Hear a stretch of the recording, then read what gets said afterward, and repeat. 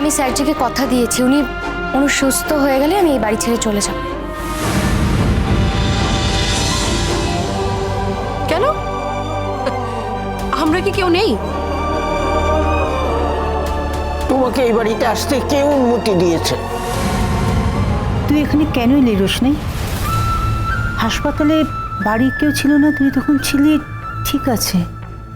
এখানে বাড়ির সবাই তোকে কথা শোনাবে, অপমান করবে।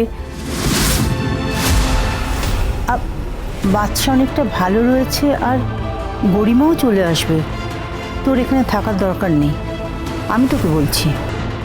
সেটা হয় না বড় মা, আমি স্যারজিকে কথা দিয়েছি।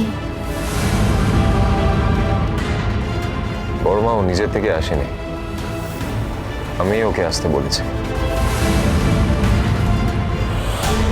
কি বললে তুমি? তোমার কি মাথা খারাপ হয়ে গেছে? মাথা খারাপই হয়ে গেছে।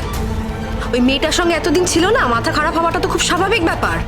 আর এই ভয়টাই কিন্তু গরিমা পাচ্ছিল। মা, কেউ আমার মাথা খারাপ করেনি। আমি নিজেই দেখলাম যে আমি গরিমার সঙ্গে কিছুতেই মানিয়ে চলতে পারছি না।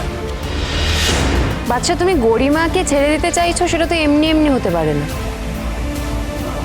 তার মানে তারপর তুমি এই মেয়েটাকে বিয়ে করতে চাও? হ্যাঁ, ধরে নাও তাই। তোমরা বারবার রোশনাইকে অপমান করবে, আমার সিদ্ধান্তকে তোমরা রেসপেক্ট করবে না, আর তোমরা কি এক্সপেক্ট করো যে আমি সবকিছু মেনে নেব? এটা হতে পারে না।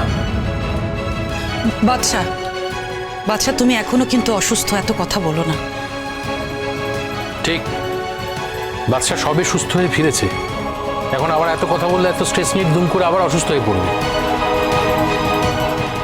তখন হাউতাশ করে ওকে আর বাঁচানো যাবে না। আর একটা কথা জেনে রেখো মেজদা, বাচ্চাকে মৃত্যুর মুখ থেকে ফিরিয়ে এনেছে আমাদের রোশনাই। তাই তো, ডাক্তাররা তো কিছুই করেনি।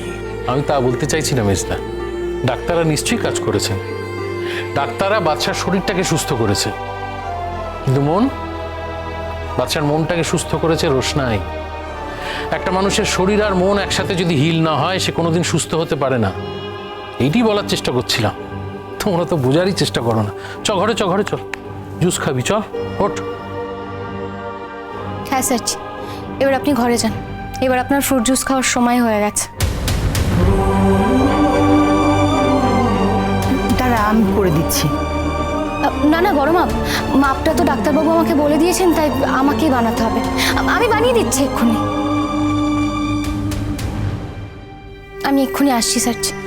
রোশনাই, তুমি ফ্রুট জুসটা নিয়ে এসো, আমি ঘরে অপেক্ষা করছি। হ্যাঁ স্যারজি। আয়।